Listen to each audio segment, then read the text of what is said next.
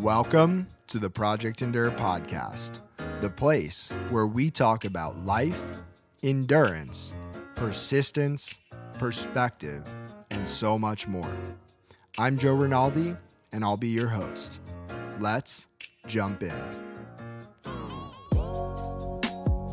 Before we get started, let me share a quote with you. The great Les Brown once said, "You can't see the picture when you're in the frame." If you've felt stuck in your fitness, mindset, or life as a whole, head down to the link in the show notes and reach out to learn more about Project Endure coaching so that we can help you step outside of the frame and bridge the gap between who you are now and who you want to be. We can't wait to hear from you. Now, let's get to the episode. Welcome back to the Project Endure podcast, episode 204. We have myself, Joe Rinaldi, and in Oklahoma City, Oklahoma, we have a very, very, very special guest, Steve Blake. Steve, how are you? I am doing good, man. It's good to be here. It's great to have you. And I was telling you before we hit record, this is long overdue. I was trying to think back in preparation for this conversation when we first connected, and it must have been like in that 2020 time range, give or take a bit. And it was through BPN, through that community. And I remember the first time we ever spoke on the phone. And I think you were in your garage and we just had a conversation like, hey, I'm Joe. Hey, I'm Steve. We got to know each other a little bit. And we've had one of those friendships where we don't talk all that often, but when we do talk, it feels like we can pick back up wherever we left off. So with that being said, before I keep doing all the talking, I'd love for you to introduce yourself to people listening who might not know who you are. Okay, sounds good. Yeah, I'm happy to be here. I'm Steve Blake, professionally, real estate investor, real estate broker, everything kind of fix and flip, real estate related. I run a Home Investors We Buy Ugly Houses franchise in Oklahoma City. So some of you who are listening might know that brand. I've been doing that for the last 3 years. We do property management, all that kind of stuff. So professionally, everything's kind of geared towards real estate. And then personal and family life and athlete life. I'm a dad. I have 2 kids and married for over 10 years. And my 2 kids are 5 and 2.5. And yeah, I love them to death. And then athletically, age group triathlete. Been doing that for about 5 years and really love it. I've done all different kinds of modalities of training over the years, but really fell in love with triathlon late 2020, early 2021, and been doing that ever since. So that's kind of a little bit of the general overview of me and what I do. So that was so succinct and you covered a lot of ground there. I think if I could wrap it all into one with a little bit of behind the scenes friendship knowledge, I would say you are also one of the nicest, kindest, softest human beings I've ever met. And at the same time, very strong and intentional, and you know what you want. And I almost feel like I've seen that part of you grow since we first met. And I'm curious, if you had to go back over the past, let's say 6 years, how have you changed as a person? How have you grown as an individual? I think I've learned just in general that there's things that you're going to be able to control and there's things that you're not going to be able to control, type of thing. And that I've learned and tried to focus on, like, okay, here are the things that I can control in a situation, and here's what I can manipulate and decide and work with. And then there's things that are just completely outside of your control, and letting go of those things that you cannot control and being okay with it, and taking grasp and taking hold of the things you can't control. Right. I think that's the biggest area where I felt like for a lot of years, I was kind of bashing my head against a wall or getting frustrated with things because I felt like I wanted to control them, but not understanding that I was unable to really control the outcome, so to speak. Hmm. It's an interesting point because it's something that I almost don't think about on a day-to-day basis anymore because it's something that I've done for such a long time. And when I hear you say it, it also makes me think that I don't know what my life would be like if I didn't have that perspective. If I wasn't Mhm. able to decipher, I can control this, I can't control that. So I will focus on what I can control and I will let go of what I can't. I think life would be a whole lot harder and a whole lot messier. And so I'm curious where'd that learning come from for you? Was there a certain season or an aspect of life that you really that clicked? I think early on when we had first met, I was growing in that area a lot where it was that transition of life where it was just me and my wife essentially, like right around the time that Freddie was born, where it was just me and my wife. And you don't realize, or this is just anecdotally, you don't realize how much agency you have over your life until you have a kid. I feel like where there's something outside of you that like needs your attention and takes a lot of your attention away from yourself and you and your spouse type of thing. And so it was a big learning curve as far as like I thought I was a very patient person. I thought that I was able to work well with things type of thing. But once I had my son, it really brought into light like, oh, I'm not as patient as I thought I was. And when when you're dealing with a young kid, um, they don't really care about what your plans are, right? They just care about getting fed, their diaper being changed, what they want, right? So you have to set aside what you're trying to do and focus on what they need at this immediate time type of thing. And so I really try to focus. I guess I learned from just experience in life there as far as like, I'm not going to be able to change how Freddie is dealing with this situation. The only thing I can change in this situation is my attitude towards it, right? And how do I approach the situation and okay, I've got all these things that I have planned for myself. Well, now that this thing is in front of me that's so important, raising a kid is so important. It's like, okay, now I have to reprioritize what I'm doing. And like, if I don't get to do this workout absolutely perfectly, well, what am I going to be able to do instead type of thing and building in contingency plans around that so that I feel like I'm still making progress or moving forward, but also holding things in a way that's realistic. Does that make sense? It makes a lot of sense. And I think for anyone listening who has kids, if you can relate, then I don't need to say any more. For anyone who doesn't have kids and wants maybe a lesson or a takeaway from what Steve just said, I mean, I see two, maybe even three, but the big ones are when life changes, sometimes you have to step back and reprioritize. And you have to say, okay, the circumstances are different. My responsibilities are different. Therefore, what I put in what place, how I prioritize has to be different. And there are going to be certain seasons where someone else or something else is much more important than a workout or a plan or whatever it was you used to spend your time on. And that's okay. I think the other thing that I'm hearing is like it's okay not to be able to do the perfect workout routine. It's all right if, what you had planned doesn't happen, but what's not all right is to use that new priority as an excuse to totally throw away the other ones. And one of my favorite quotes is from John Welborn, who said, training is a lot like moving a big pile of dirt. Some days you have a shovel, some days you have a spoon, but as long as you're moving dirt, you're headed in the right direction. And it sounds like you've had some spoon days being a parent.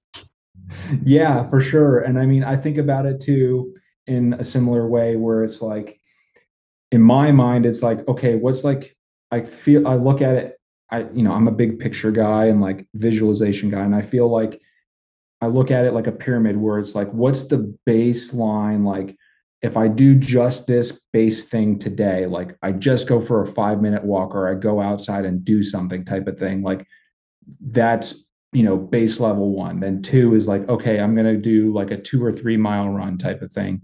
And then tier it up from there. Okay, I'm going to do some intervals type of thing, or do most of the workout, but maybe I don't have as long of a warm up or cool down or something like that. And then all the way at the top is like, okay, I've got the time. I'm going to do the perfect workout type of thing, and kind of look at it on that scale type of thing. But it's like not the main priority is just getting the thing in. And then it's like, okay, if I have time to do the perfect thing, then do it that way, but not beat myself up over it because I didn't get to do that perfect, absolutely, dialed in workout, so to speak.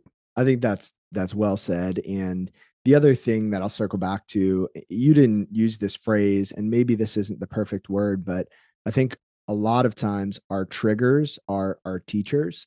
And when something frustrates you, when something bothers you, when something gets under your skin and you can't tell why, that is an opportunity to dig a little bit deeper, to reflect, to look inward and say, what is this teaching me? What can I learn about myself through this situation?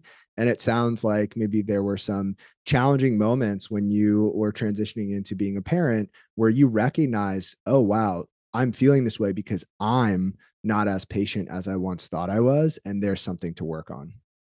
And there's something to learn from this situation, right? Where I'm experiencing that frustration, and I recognize like this is not normal. So what can I do about it, right? Instead of just beating my beating my head against the wall, it's like there is a solution here, right? It's just maybe not exactly what I want to do type of thing, but think too, and you could probably speak to this too, Joe, is that over time, you realize with training long periods of time, we're talking, I mean, we've known each other for 6 years, right?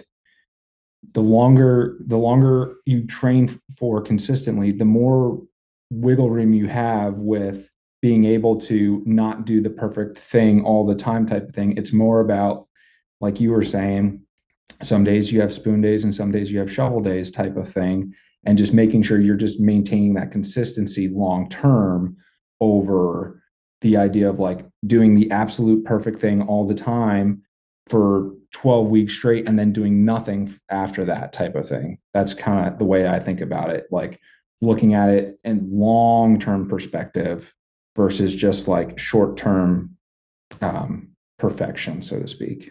Sure. And even in your world of real estate investing and investing in general, right? Little by little, little becomes a lot over the course of time, right?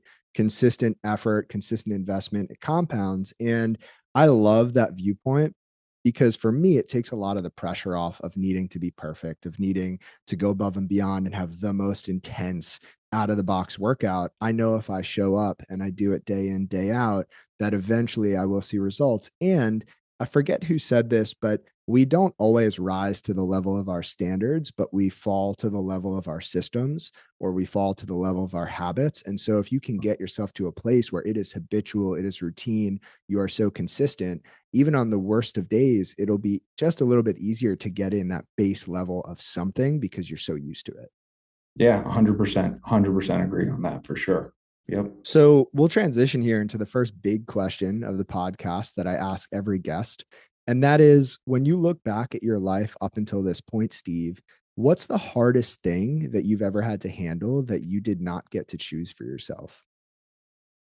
That's a tricky question. I've got a few, but I would probably say, because it's something that I've I've come to be okay with now, but it still pains me every now and then. Still comes back up. I have two kids that have special needs, and Freddie has a genetic condition called Cockayne syndrome, which is super rare. It's a recessive gene that both Mary and I have, and that's how he was able to uh, develop it. And it causes gross motor function delays and tremors, and he can walk on his own, but he has to wear braces, and just difficulties in life, neurological development delays, all that kind of stuff. And then Amelia was born with profoundly deaf. So originally we thought that she was just going to need hearing aids. And then about 18 months ago, we found out that she was going to need cochlear implants. And so we've been working on getting her up to speed with hearing and using her cochlear implants, and we're learning sign language and those sorts of things. But that's something that I struggle with a lot because, when you become a parent, you never think that like you're going to be that person, right? You don't think you're going to be that small percentage of people that have kids with disabilities. Um, but it just so happened that we are, and unfortunately, both of our kids are disabled. However, um, we've learned that just through that whole process that we're just happy with who they are in this world, and just being happy with the milestones that they achieve and not comparing them to other kids. And we have a great, daycare that we take them to and all that, where they can get the help that they need. But yeah, that's, I think, the hardest thing that I have to deal with on a regular basis that I did not choose for myself, for sure. I appreciate you sharing that. And, when we were connecting on and off when Freddie was an infant, I remember you alluding to the fact that, you just weren't sure if there was something going on. And I'm sure being a parent for the first time is confusing enough as it is. And so having to navigate that, I didn't understand the gravity and the weight of that at the moment, but I can imagine it now. And, you know, I think there's so many questions that pop into my mind. And I guess the first question is like, what are the emotions that come up when that happens the first time and when it happens the second time? I mean, I know you're not the only one who's ever experienced this. And the reason I asked that question is because someday someone, if not right now, is listening to this and they're going through the same thing. Yeah, I mean, I didn't know how to make sense of it at the time, but grief is really probably the biggest emotion that I feel a lot, because there's things that when you're first becoming a parent that you like kind of plan for in the future, as far as like sports and activities and those sorts of things, doing with your kids, and then in some ways, a lot of that's taken away when you get this diagnosis. I think the big thing that I try to remember and focus on is just because you have a diagnosis doesn't mean that it prevents the potential for your child, so to speak. I think, and you probably still follow Tommy Martin as a huge advocate for his son, for being able to do certain things. And so during that time frame, I actually talked to Tommy a lot, just trying to make sense of the whole situation and what he was doing, type of thing. And so I think anybody who is listening, the big things are kind of like what you said, that you're not alone, you're not the only person going through this type of thing. To reach out to other people and talk to them about like kind of how they're handling it. Um, and luckily, we're very lucky that we were able to get our both of our kids into a facility to help them. Like it's a daycare, but get them the therapies that they need and that sort of thing. And there's other parents who are going to those schools that have some kids who have even greater disabilities than ours, and just being in that place and recognizing that and knowing that you're not alone, and that look, it could be even worse, type of thing, and just knowing that, hey, I'm doing the best that I can for them, and being okay with that type of thing, and just grieving the life that you wanted, but being happy and present and okay with the life that you have, and being grateful for that, because there's people out there who can't even have kids, right? And so being grateful for what I've been given and being okay with that type of thing. Yeah. Before I share some deeper thoughts, I'll just stamp these in here. I had Tommy Martin on the podcast way back in the beginning, episode 23. For Amelia, there are two episodes actually. Episode 44 with Austin Clapman and episode 81 with Marnie Sullivan of this podcast both have cochlear implants, and are incredible human beings, so successful with what they do. And I guess where I'll go first is a poem. And I'm not sure, have you ever heard of Welcome to Holland?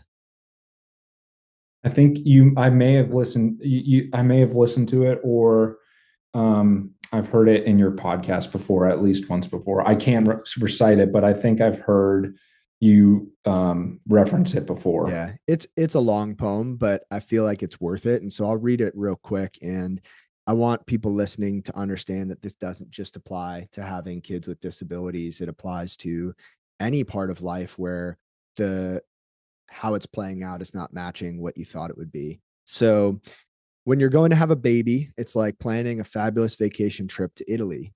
You buy a bunch of guidebooks and make wonderful plans. The Colosseum, the Michelangelo David, the gondolas in Venice. You may learn some handy phrases in Italian. It's all very exciting. After months of eager anticipation, the day finally arrives. You pack your bags and off you go. Several hours later, the plane lands. The flight attendant comes in and says, "Welcome to Holland." Holland, you say? What do you mean, Holland? I signed up for Italy. I'm supposed to be in Italy. All of my life, I've dreamed of going to Italy. But there's been a change in the flight plan. They've landed in Holland, and there you must stay. The important thing is that they haven't taken you to a horrible, disgusting, filthy place full of pestilence, famine, and disease. It's just a different place. So you must go out and buy new guidebooks, and you must learn a whole new language, and you will meet a whole new group of people you never would have met. It's just a different place. It's slower paced than Italy, less flashy than Italy. But after you've been there for a while, you catch your breath, you look around, and you begin to notice that Holland has windmills, and Holland has tulips. Holland even has Rembrandts. But everyone you know is busy coming and going from Italy, and they're all bragging about what a wonderful time they had there. And for the rest of your life, you will say, "Yes, that's where I was supposed to go. That's what I had planned." And the pain of that will never, ever, ever go away because the loss of that dream is a very, very significant loss. But if you spend your life mourning the fact that you didn't get to Italy, you may never be free to enjoy the very special, the very lovely things about Holland. 100%. Yep. 100%. Yeah. That is spot on. Yeah. How has it challenged you, Steve, as a human to navigate all this? I mean, are there certain ways that you think you've grown that maybe otherwise you wouldn't have? You have to be more patient. Like you'll drive yourself crazy if you don't, type of thing. Just learning a whole different way of life, and doing it because you have to do it for your kids, right? It's not about yourself at that point. You have to be able to uh, put down your ego and your plans and all the things that you had hoped for, and move forward and do right by them, right? It's not just about what you had hoped for or planned, but what your reality is. And I think sometimes I think the big thing is matching your expectations and reality, and being able to hold them together, where your expectations didn't meet your reality, but that's okay. And I deal with that, in personal life and work life. And I think it's helped me grow in both areas, because it makes you realize what's most important and what's not important, type of thing. And some of the ancillary things that I might have worried about before are not that important anymore in the grand scheme of things, right? So Yeah, that's a great answer. And I'll just throw in one more anecdote from my end, and then we can move to the next question. But when I was in high school and college, I had volunteered to help with recreational therapy at a local children's hospital where I grew up. And one of the activities, I think it was Wednesday evenings, was karate. And I'd go in, and for an hour, I would be paired up with a child, and we would go through a karate class. And I remember sweating. I mean, I remember it was hard, to keep them on task, to make sure that they were okay, that they had what they needed. And the parents would sit along the wall of the room and watch. And I just remember every now and then glancing over at the parents, and some of them some of them were sleeping, some because they were so exhausted. Some of them were just so relieved. You could see it, right? There was a weight lifted for that hour. They didn't have to be fully in control. They could take a breath. And I'll never forget what that was like to one, be part of that, but two, to experience that aspect where you notice just how exhausted these parents are. And I'm curious what it looks like for you in particular to rest between all the work stuff, between being a parent, between being a husband, between being an athlete. What does it look like for you to recharge, even if it's just small moments here and there? Um, Mornings, I try to have some time to myself. Sometimes it's just hanging out with the kids, sitting watching Bluey or uh, Elmo or whatever on the TV. I mean, I feel like 90% of whatever we watch nowadays is just cartoons and children's shows, and that's just reality for us. Um, I do think that um, the training that I do in triathlon does help a lot because it gives me an opportunity to be by myself, to work through my thoughts, even if it's physically taxing. I think it's spiritually nurturing. Uh, it gives me time to work through things. I mean, specifically like thinking about swimming, where you can't listen to music. I mean, there's waterproof headphones. I don't have waterproof headphones, so you're just thinking through things. Even running or biking or that sort of thing. Just a lot of these longer term endurance things just gives me some time away to really recharge, um, and do something for myself too. That's the other thing, where I can take my focus away from just being there for everybody type of thing and just have some time to just myself as well. Yeah. I like the contrast between something that can be physically taxing and mentally and spiritually relaxing, recharging, etc. Uh I've always known that. I've never articulated it. I think you did very well. And it's a good reminder that, physical exertion is a great outlet and it's also a potential way to recharge from the mental, emotional things that go on in life.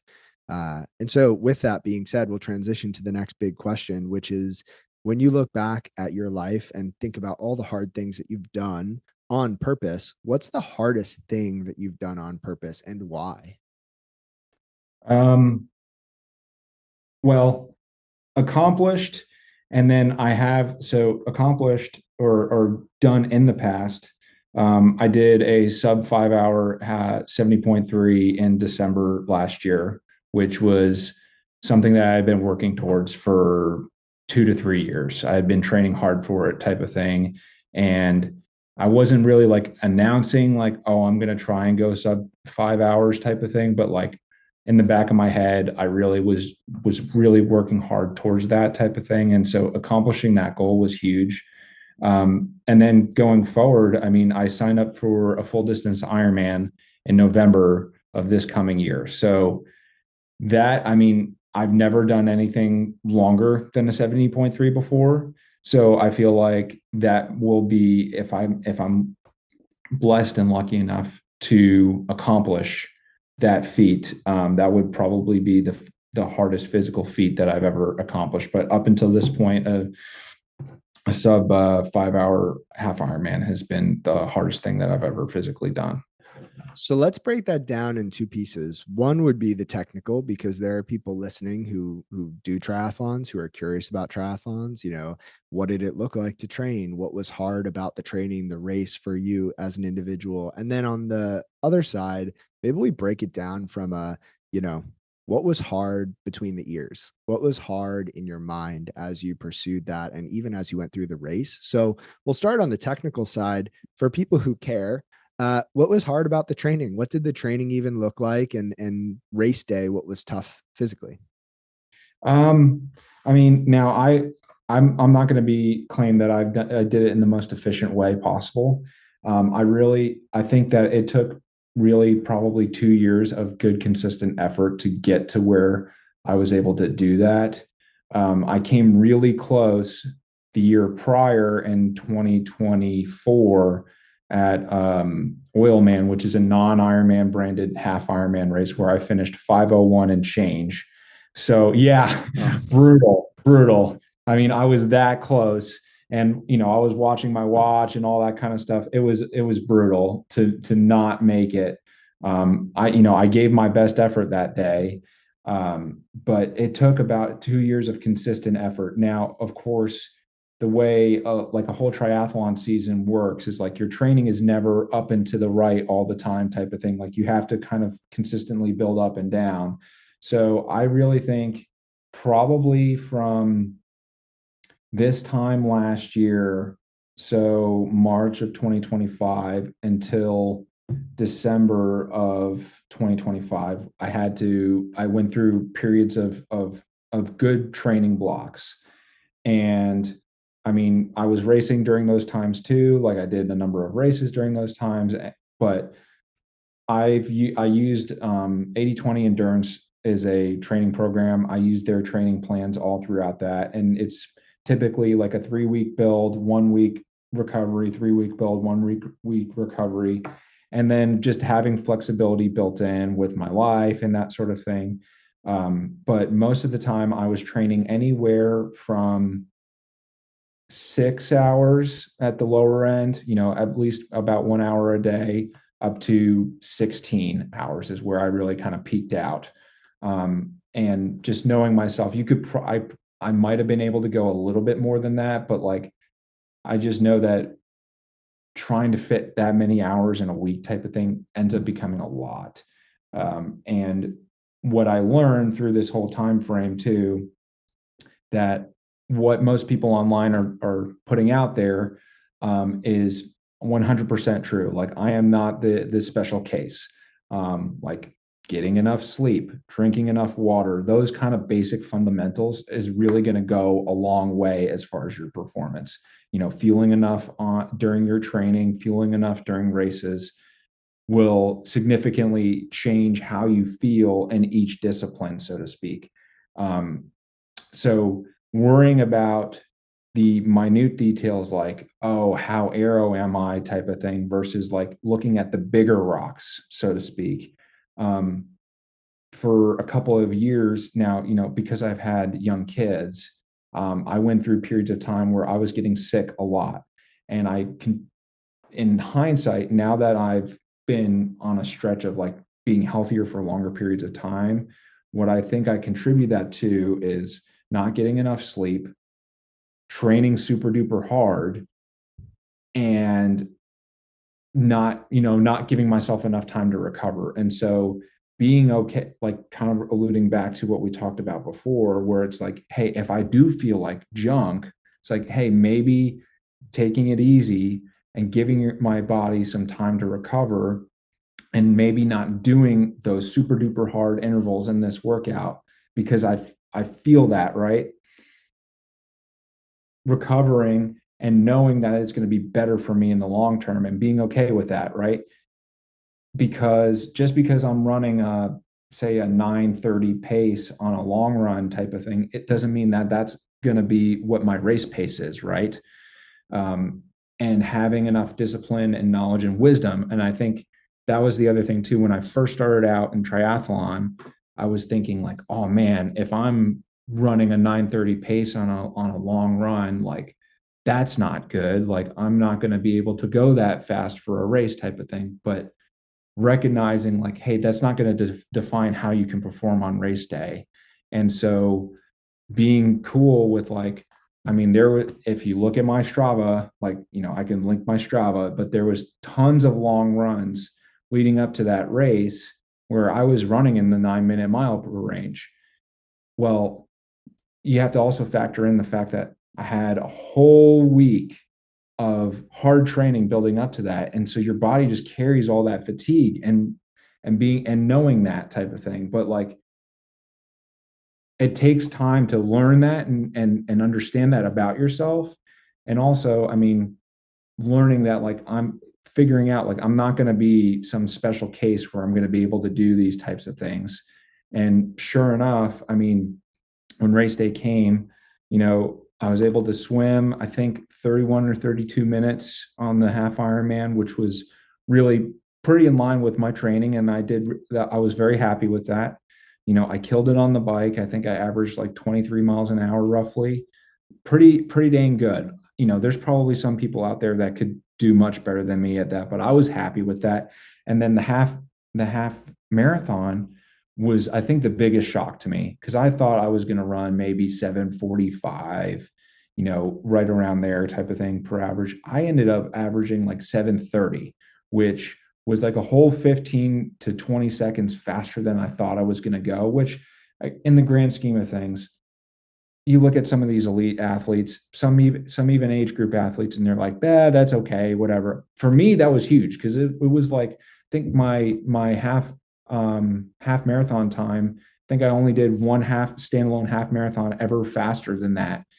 So running a half marathon, the second fastest I've ever ran one in my life, after riding 56 miles and swimming like 1.2 miles, was amazing to me. And Yeah. I thought that was, I mean, I was on cloud nine. So, being super happy with all that.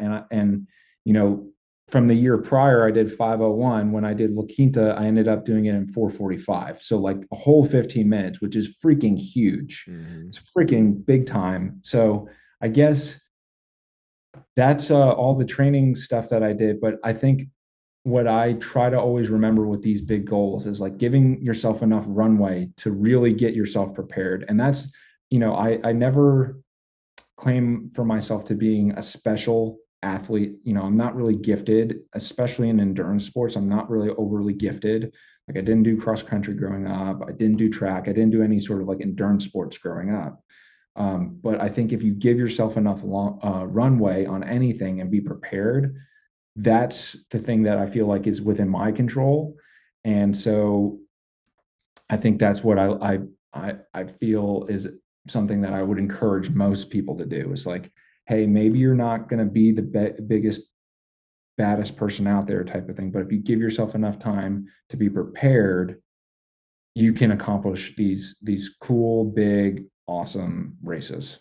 And I love that. And you dipped a bit into the mindset side of things, which is great because it'll be a nice transition. And I'll blend that with your current pursuit of the full distance. But first, I just want to recognize that, you had moments in training like anybody that weren't the best, weren't the greatest runs where you felt slow, the legs were heavy, just were lethargic, etc. But you didn't stop. And I think there's a big difference between somebody who gets into a training block or just anywhere in life and things start to not go the way they thought they would go. And they just throw their hands up and say, this just isn't working. And they either stop or they pull back their effort or they take a break.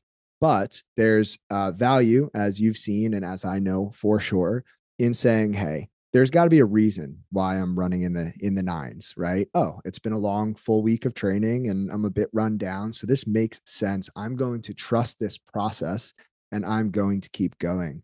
That is so valuable. And to go back to the world of investing in finance, right? Like the worst thing you can do is interrupt compound interest, right? You have to let it keep growing. And so I think this is just a great reminder for everyone in all areas of life. If you're pursuing something that's meaningful to you, and you care about it, don't stop. It's okay to rest. It's okay to readjust, but don't stop. The only way you lose is if you quit. Yeah, and I think there's the wisdom comes from like being able to recognize like when I'm injured or when I'm like like I've gone too far over the edge type of thing, and it's just like, oh, I'm a little bit tired type of thing.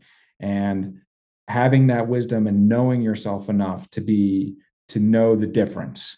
um I think that sometimes early on it's easy to confuse the two, but later down the road you learn over time type of thing about yourself and like, am I pushing close to the edge or am I already there type of thing, and just being able to recognize that and then adjust based off of that, right? And, I think that, like you said, that comes from experience because I think of myself, and maybe this is very applicable to a lot of people listening. I'd imagine if you're listening to this, you are in some way, shape, or form driven. You want to grow, you want to get better. And when I wake up in the morning and my alarm goes off, and I'm notorious for being an early riser, uh, I know the difference between, hey, I'm tired and I can and should push through this versus I am so run down right now that it would be counterproductive to get up and work out. And I only know that difference because I've pushed over the edge too many times in the past. And so Right. you learn through doing, you learn through feedback, you learn through reflection. And there's this great phrase that I came across a few weeks ago that said, Forgive yourself for not knowing earlier what only time could teach you. And I think there's this element of people are hard on themselves, right? Like, I should have known, I could have known, I could have done this different. Well, it's okay, it happened, right? And everything in the past is a learning experience. So as long as you can apply that to the future, then you're good. And you've certainly applied that. And I hope people listening could figure out, what is it in your life right now that you need to apply this lesson to.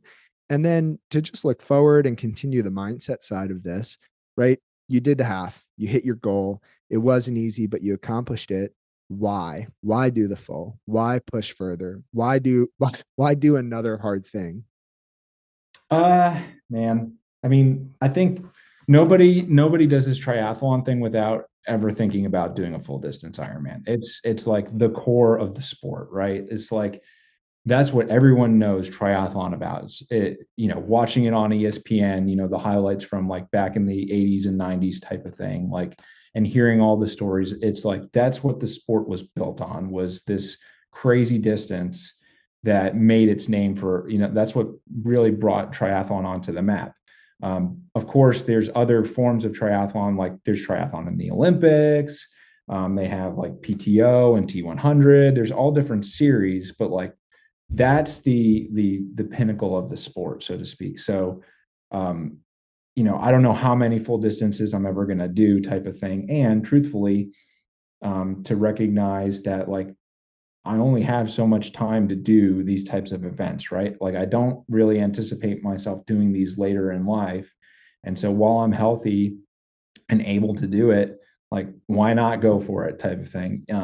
And then you get the gratification of calling yourself an Ironman for the rest of your life, right? So I mean, I wouldn't be doing this for 5 years if I didn't ever think that I would have a full distance Ironman on the horizon, for sure. So What is it about pushing yourself physically like that that allows you to grow mentally as a person?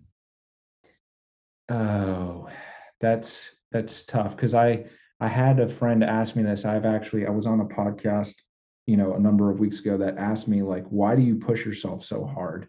And that's such a hard question to answer, but I think it's because I have to know that I tried and that I gave it my best effort. At the time, I answered also like to show myself that, like a former version of myself, that it's possible. And it's possible for normal people, because I consider myself a very average and normal person, even though some people might say otherwise. That's just the lens that I see myself through, and that normal people can do kind of outrageous and crazy things, right? And like things that they didn't think were possible for themselves. Like if I were to have talked to myself, when I was 17 years old and said, hey, when you're 34, you're going to do a full distance Ironman. And when you were 33, you did a sub 5 hour half Ironman. And I would have been like, the heck are you talking about, man? So just knowing that I've learned these things throughout life, and like giving myself the opportunity to do it while I still can, I guess, because you never know if you can until you try. And that's just something that I feel like is what drives me every day, just giving my best effort. Yeah, I can relate. And I think for people listening who might not be able to relate on the physical expression of their potential, like you're talking about, I think we're all born with inclinations. Some people are more inclined toward fitness. Some people are more inclined toward the arts. Some people more inclined toward other things. And whatever that is for you listening, figure out, right? Okay, what do I care deeply about? What am I inclined toward? What would it look like to pursue my potential in that direction? And I don't know. This is just my personal take. I think I feel most alive when I am actively pursuing the expression of my potential, when I'm actively pursuing things that I care about that are challenging. And one of my biggest fears is to look back and regret not trying, regret not giving my best, regret not taking care of what was most important. And anyone listening to this, we all have that set of opportunities in front of us. Like if you're alive, if you're breathing, if you're listening, you can choose, right? Right after you listen to this podcast, you could choose to take a step in the direction of your potential. You could choose to take a step in the direction of that thing that you care about. And I just can't imagine looking back and wondering, what if I tried? Yeah, and I mean, you can. I apply it in my work life also, where similar and similar to you too, probably. But you can apply it in ways of like, for me, it's like, how many phone calls am I making to try and get leads? How many times am I running numbers on potential investment properties, type of thing? Even if it may not work, it may not work, or I'm not going to make an offer on it. But going through that habit of like, okay, I'm going to run numbers on this property so that I can keep myself in check. It's putting in the repetitions, right? Not just physically, but you can do it mentally too. How many letters did I write to people to try and get leads, type of thing? Because the more that you're going to do that, the more you keep your pipeline full, type of thing. I look, again, same thing. If I had told myself even 6 years ago that I was going to be in sales and doing real estate, I've been like, what are you talking about, man? I want to work on airplanes. So just learning, and I think what I've learned about myself over time, and this might kind of go into mindset, is like, as time goes on, what you think you know about yourself can change. And that as you get older and you learn and learn and learn, you learn more things about yourself. And like I've learned about myself is like, at one point in time, I thought it was fixing things and working on airplanes and cars and that sort of thing. What I've learned over time is what really is what gives me gratification and satisfaction is solving problems. I think that's the biggest thing that I've learned just by going into this real estate business, is that I feel equally satisfied because I'm solving these people's problems. I'm solving tenant problems. I'm solving people's some people's financial problems. I'm helping investors find houses, that sort of thing. And so I'm creating solutions. And I think that's the biggest thing that I've figured out just through this transition and reinventing myself, is like, that's what really gives me the satisfaction. And so maybe at one time it was physically working on airplanes and solving that problem. Now it's a whole different set of problems, but same outcome, so to speak, where just learning that about myself and being open and okay with it, and realizing like that just because that was part of my life at one point in time doesn't mean that's always how things are going to go. I think that's a great point, and it brings me to a thought that I've shared before in different words on the podcast, which is I don't love titles for me because it feels like it puts me in a bit of a box. It feels like I can get attached to the title. And if the title's taken away, then I would feel lost. And so instead of Joe, the business owner, I am Joe, the person who works hard and is consistent and cares about people. And if the business owner side were to ever disappear or transition into something else, I could apply those characteristics to anything. And, Right. sitting here thinking of Steve, the problem solver, it sounds like, we could take you out of this business, put you in a totally different realm, and you could just solve problems. And I think Right. that only comes through self discovery. Yeah, for sure. For sure. So, to transition here, we've got two more questions. The next one will be quick, but you do endurance sport, and endurance goes beyond fitness, of course. But when you hear the word endurance or endure, what does that mean to you? Uh, well, so I like to think of it like, again, we talk about, I'm kind of a pictures guy, right? I like to think of it as like a freight train, so to speak, where at least in longer term endurance, because most of the races and training that I do are long distance based. But I like to think of it as, once, and you can apply this at anything in life, but getting something going, and sometimes it takes a lot of effort to get it started up, type of thing, and just imagining that freight train slowly moving forward, type of thing. But once you get up to speed and you keep going, it's really hard for that thing to slow down, right? And when I am, in the middle of like a tough race, type of thing, I'm just thinking about like, hey, let's just keep this thing going type of thing. Like, and imagining myself almost as like a freight train is like try to push towards that pain, but not to the point where like I'm going to break and I'm just not going to stop type of thing. And so you can apply that with race, endurance races.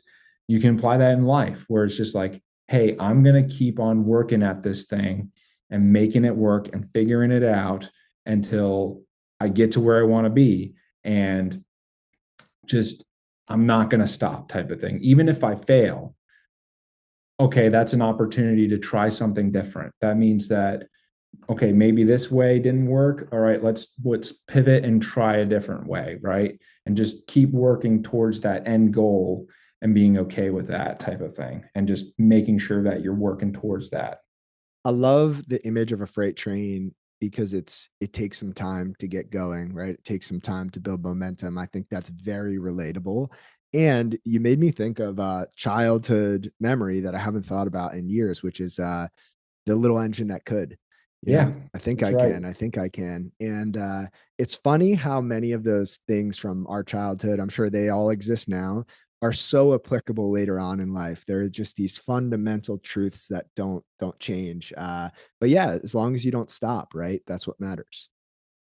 Yeah, and I mean, it comes up and I mean the books that I'm reading to my kids all the time. I'm like, oh yeah, wow, like these simple stupid messages that like you sometimes forget. You're like, yeah, I could do that better. Or, I mean, Bluey is a perfect example of a TV show. Like anybody who watches Bluey with their kids knows there's like all these little hidden things in there where it's like, oh God, really?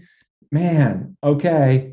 All right, I'm here and I'm listening type of thing. And just, being open and willing to learn from those sorts of things. I don't have kids yet, but I might have to check out Bluey. I've never heard a bad thing. It's a great show. I actually don't hate watching it. So So, with that being said, we'll transition to the last question, and this is a deep one, and I want us to take a second to take a breath because the way I'm going to ask this to you is different than I ask a lot of guests. You have two children, Freddie and Amelia. There are people now listening to this podcast who are going through hard times, and someday, Freddie is 20 years old and Amelia is a couple years behind him and they're going through some hard stuff and you're busy at work and they don't want to bother you. So they decide to search your name on the internet and they find this podcast and they fast forward to this point. And you get to say whatever it is you want to say to them as they're going through whatever hard thing that they're dealing with at that time. ooh, What would you say to them? oh dang man. That wow.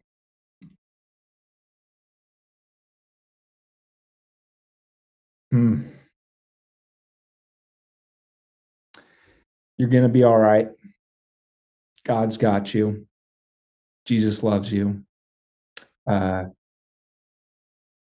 I don't know what it is that's ailing you at this point in time. It could be a number of things. Your mom and I love you. Um, you are stronger than you think, and I hope that we raised you that way. I hope that you know that we love you unconditionally, uh, and that you have so much potential in this life, even with the struggles that you've had to deal with. And don't let anybody ever tell you otherwise. Um, you can do so many different things. And we've just been so happy and lucky to have you in our lives and that you can grow and do things that you probably never thought possible for yourself. I know that I learned that about myself growing up, and I know that you'll be able to learn that for yourselves as well. Um, I hope that you have dreams and aspirations that you're chasing, and I hope that we've been able to support you in whatever way that we can.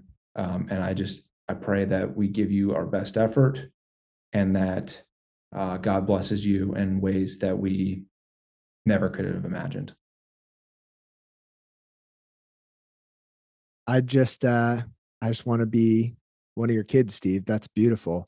I think And for and for everyone listening, I just want you to put yourself in those shoes. Like those words, while not every single one applies to you, the concepts do. And Steve, you're a great dad, man, and I'm so grateful to know you. And I can't wait to circle back on this conversation at some point, 5 years down the road, 10 years down the road, and just watch all the ways that you've grown and your family's grown. And I just feel so fortunate to have had this conversation with you. Thanks, Joe. It's been an honor to be here. I really appreciate it. Man, that was heavy, dude. That was heavy at the end. This is tough. This is tough. I didn't expect that at all. I appreciate you rolling with the punches, and I had to save the hard stuff for last, but that was a beautiful answer. And again, I feel so grateful to be on the receiving end, and I know that that is welling up some tears in someone else's eyes as they listen to this right now. I appreciate you, Joe. I appreciate you too, Steve. If you enjoyed this episode of the Project Indoor podcast, go ahead and subscribe, leave a review on your platform of choice, and share this episode with a friend. It helps us get more conversations like this out to more people like you. We appreciate you, and we'll talk to you next time. And one more thing. If you're looking for a community of people all striving to be better together, check out the Project Indoor Hard Things Club. The link is in the description below. We'd love to have you.